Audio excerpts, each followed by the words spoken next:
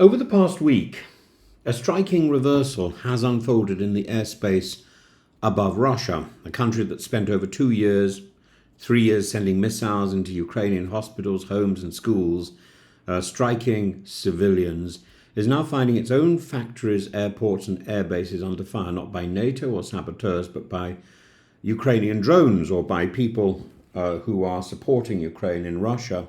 Now, not in Belgorod or Bryansk, but in Moscow, and astonishingly even in the vicinity of Vladivostock, 6,800 kilometers from the front line.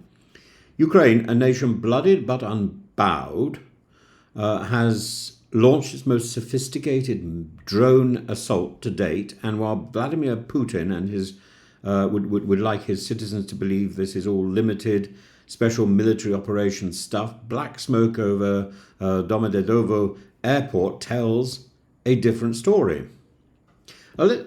You just have to look at the facts. The cowardice of the Russian assault on civilians again and again and again, these drones which are being sent into people's homes, into dormitories, into hospitals, down the street in Kherson and other places. And then look about Ukraine's drone campaign. It's not about mirroring Russia's terror strikes on civilians. It's about a methodical operation targeting the industrial organs of Putin's war machine: drone factories, missile plants, chemical refineries, microcomponent hubs like Angstrom and Raduga. And the strategic aim is twofold: to diminish Russia's long-range strike capabilities and to puncture the illusion of domestic security inside the Russian Federation. The latter aim is crucial.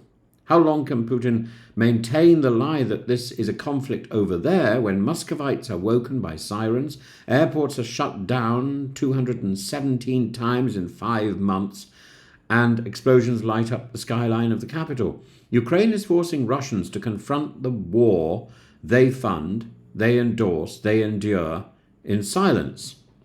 It's not simply that Ukraine is being mischievous, and Ukraine is being targeted. Ukraine is targeting just as it is being targeted, but it's doing so with a moral angle, in contrast to the targeting of civilians for terror, which is being conducted by the Kremlin.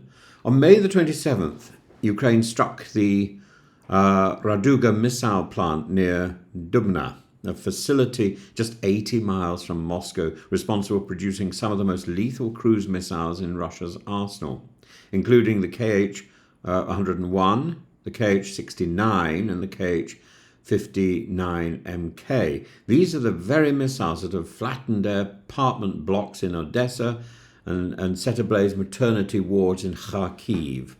But Raduga was not alone. Drone strikes also disabled the Kronstadt factory, a key drone manufacturer, and the Angstrom JSC plant that produces microchips essential to Russian weaponry. This is industrial disarmament by remote control, and it's working. Russia's official response: predictable. All 296 drones were allegedly shot down. Fires and explosions caused by falling debris. Airports closed. Routine technical checks. The Kremlin's credibility now rivals that of a dripping tap, assuring you the roof isn't leaking. Yet despite these denials, the psychological effect is immense. Civilian morale is shaken, not just by butter in padlocked boxes in the supermarket. The military-industrial complex is exposed. The myth of Russia's invincibility is cracking.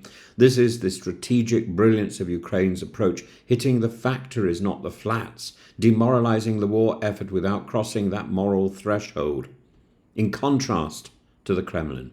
And then a new frontier. On May the 30th, blasts at Desannaya Bay in Vladivostock reportedly struck personnel and equipment belonging to the 155th separate guards Marine Brigade, veterans of the brutal Mariupol campaign. If verified, this is Ukraine's most distant drone strike, not a symbolic gesture, but a logistical humiliation of the people who brought terror to the streets of Ukraine.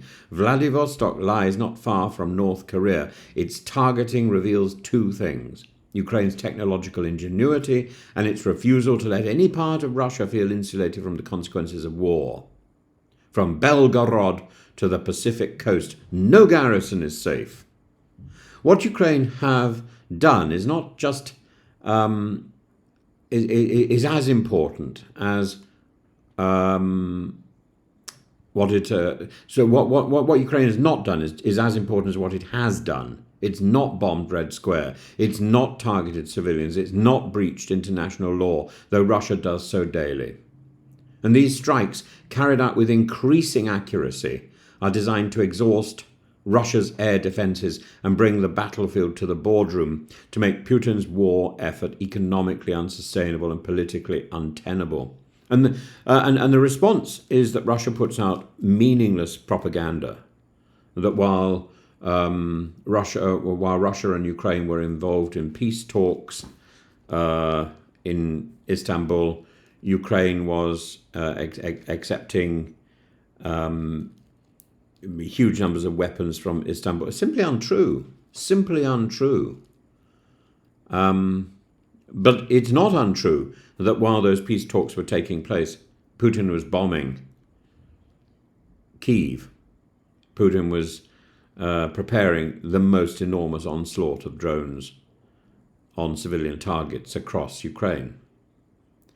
So each drone Ukraine launches forces a Russian commander to make a costly decision: fire an interceptor missile worth millions at a drone built for thousands, or risk losing another missile plant, another airbase, another piece of Putin's pretense.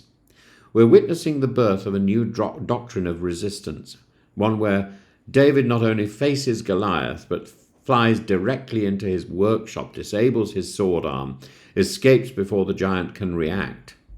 Ukraine's message is clear: we will not only survive, we will strike where it hurts. And this war will not be won in trenches alone, it will be won in factories, in communications hubs, in supply chains, in the hearts of populations increasingly asking, if Ukraine can hit back, why are we still fighting? If Putin thought Ukraine could be broken by brute force, he is now learning. If Putin thought that Ukraine would collapse in 3 days, he is now learning painfully that drones, like truth, can travel very far indeed